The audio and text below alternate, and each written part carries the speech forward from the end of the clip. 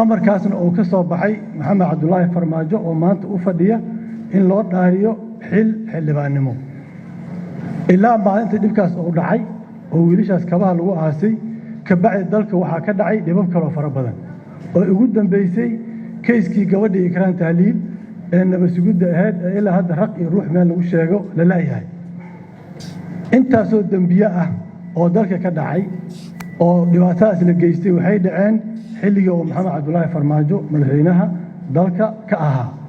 dastuurkeena qodobadiisa aan soo sheegay 15aad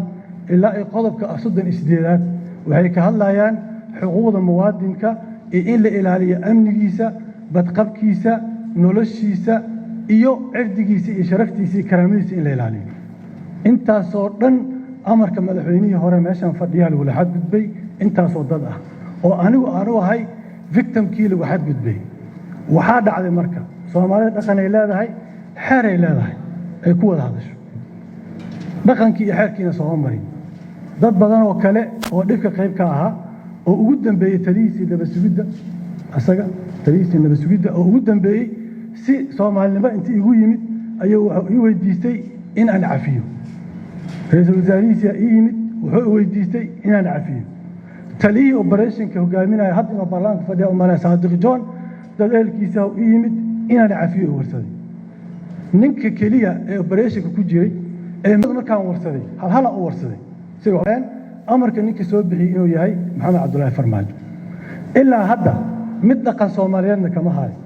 oo sidii Soomaali dhaqankeeda lagu yaqaan oo galiinka leh oo dhaqanka aad oo xeerka aadna kama hayo mid dawladeedna kama hayo oo urdaar ah meel oo ku qiray dambigii oo geystay iyo fadambiyadkii oo geystana ma hayo haddii marka dadka Soomaaliyeed ay ku qanacsan yihiin waa ogahay dadku waa qabaa'il qof taageersan yahay ninkii dambi geystay hal iska geeyo saaki waxaan dhageysanayay gudoomiye marka hore waxaan ka xumaa horta garaale aad xildhibaan waxaan ka tacsiyeenaa sida gudoomiyaha ku raacsanahay dhibkii hotel xayaat ka dhacay ee dadkeenii masaakiinta meesha soo waxa suuqay saaki nin argagixisaha ka hadlay idaacadda in Abu Muscab la yiraahdo maleynaya wuxuu ku faantamay in 40 qofood oo Soomaaliya dilay 40 qofood oo Soomaali inuu dilo ku faanay saaki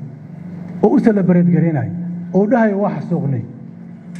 waxaa laga yaabaa kuwa ayaga asaga lamid ah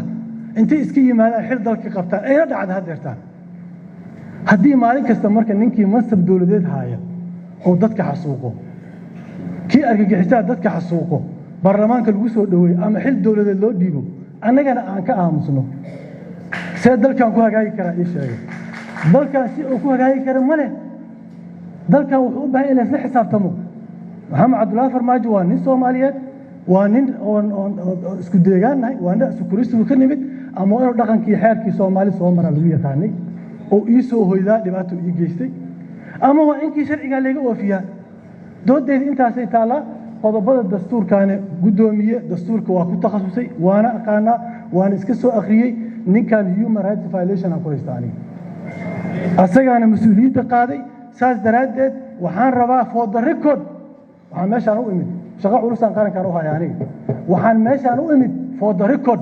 dadka Soomaaliyeed jiilan dhageysan doon taariikhda waa haraysa qofkii ka marxaati kacay qofka ka marxaati kacan waa haraysa record way waxaan ku hadlayno for the record aan rabaa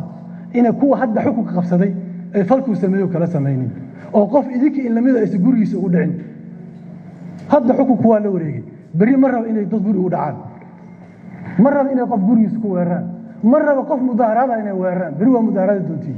adigu ka cabanaya madaxweynaha xagga joog in jidka lin ku xabaday mar raba bari gobol u safri doontiin diyaaradda shidaalka laga dhameeyo in la mar raba bari dowlad goboleeda xashiq isku dhici doonaan ha laga jaro hal cuno qabateeyo in diyaarad aadin ila dhaha mar raba I am setting this one in a record noqoto kuwa xukun qabsaday kuwa qabsad doona kuwa imaad doona in record noqoto rabnaa haddaad ogolaataan xildhibaano iyo haddaad ogolaanin this your conscious this your damiirkaaga laakiin Cabdiraxmaan Shukuur Soomaali yiraahdaa waxaan u hadlayo waa xaq waxaan record gareynayo waa xaq waxaan sad gareynayo waa record oo mid xukun haysta hadda mid soo maray mid imaad doonaba inuu sugu xadgudbina rabaa aniga taas way gudoomiye mooshinkeena waa saxiix ninkan ilaa oo ka garbaxo waxaan ku haysano mooshinkeena inuu socdaan aaminsan waana mahadsantii xildhibaanada sharafta leh waad mahadsantihiin waa salaaman